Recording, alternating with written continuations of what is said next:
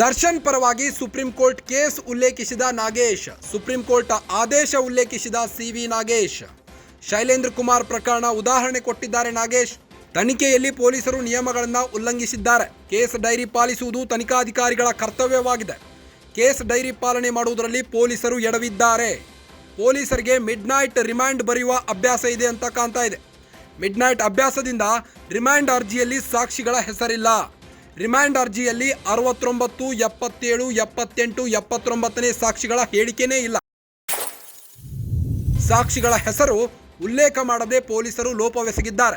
ವಾದದ ಮೂಲಕವೇ ಖಾಕಿ ತನಿಖೆಯನ್ನ ಧ್ವಂಸ ಮಾಡಿದ್ದಾರೆ ನಾಗೇಶ್. ಚಾರ್ಜ್ ಶೀಟ್ ವಿವಾಹವನ್ನ ಭೇದಿಸಿದ ಸಿವಿ ನಾಗೇಶ್ ಅವರು ದರ್ಶನ್ ಪರವಾಗಿ ಸುಪ್ರೀಂ ಕೋರ್ಟ್ ಕೇಸನ್ನ ಉಲ್ಲೇಖಿಸಿದ್ದಾರೆ. ಸುಪ್ರೀಂ ಕೋರ್ಟ್ ಆದೇಶ ಉಲ್ಲೇಖಿಸಿದ ಸಿವಿ ನಾಗೇಶ್ ಶೈಲೇಂದ್ರ ಕುಮಾರ್ ಪ್ರಕರಣದ ಉದಾಹರಣೆಯನ್ನು ಕೊಟ್ಟಿದ್ದಾರೆ. ಸಿವಿ ನಾಗೇಶ್, ತನಿಖೆಯಲ್ಲಿ ಪೊಲೀಸರು ನಿಯಮಗಳನ್ನು ಉಲ್ಲಂಘಿಸಿದ್ದಾರೆ.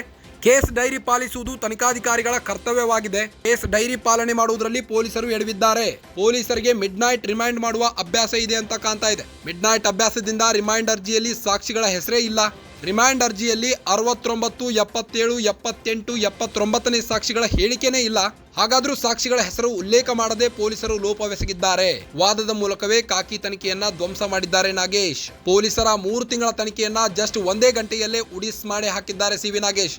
ತಮ್ಮ ವಾದದ ಮೂಲಕವೇ ಖಾಕಿ ಚಾರ್ಜ್ ಶೀಟ್ ಅನ್ನ ಚಿಂದಿ ಮಾಡಿ ಹಾಕಿದ್ದಾರೆ. ನ್ಯಾಯಾಲಯದಲ್ಲಿ ಸಿವಿ ನಾಗೇಶ್ ವಾದಕ್ಕೆ ಖಾಕಿ ಕಂಗಾಲಾಗಿ ಹೋಗಿದೆ. ಪೊಲೀಸರ ಲೋಪವನ್ನೇ ಹೆಕ್ಕಿ ತೆಗೆದು ಆರ್ಭಟಿಸಿದ್ದಾರೆ ಸಿವಿ ನಾಗೇಶ್. ಪೊಲೀಸರ charge sheet great drama, no use ಎನ್ನಲಾಗುತ್ತಿದೆ. ಪೊಲೀಸರಿಗೆ ಮಿಡ್ ನೈಟ್ ಹೇಳಿಕೆ ದಾಖಲಿಸುವ ಅಭ್ಯಾಸ ಇದೆ. ಮಿಡ್ ನೈಟ್ ದಾಖಲಿಸಿದ್ರೂ ಸಾಕ್ಷಿಗಳ ಹೆಸರು ಉಲ್ಲೇಖಿಸಿಲ್ಲ. ಜೂನ್ 16ರಂದು ರಿಮಾಂಡ್ ಅರ್ಜಿಯಲ್ಲಿ ಸಾಕ್ಷಿಗಳ ಹೆಸರೇ ಇಲ್ಲ.